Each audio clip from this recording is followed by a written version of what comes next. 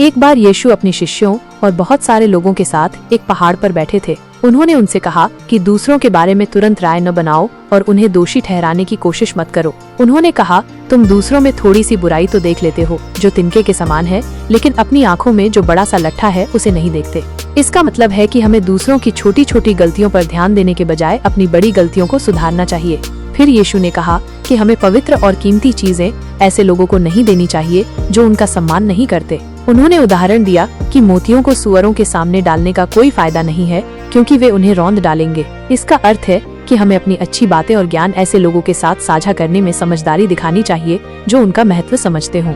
इसके बाद यीशु ने लोगों को प्रोत्साहित किया कि वे परमेश्वर से प्रार्थना करें और उनसे मांगे। उन्होंने कहा, मांगो तो तुम्हें दिया जाएगा, ढूंढो तो तुम पाओगे, खटखटाओ तो तुम्हारे लिए खोला जाएगा।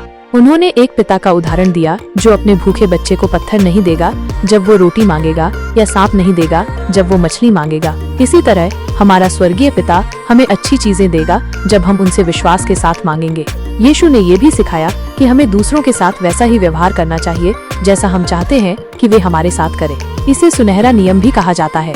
उन्होंने कहा कि यही व्यवस्था और भविष्यद्वक्ताओं का सार है। आगे यीशु ने 2 दरवाजों और 2 रास्तों की बात की।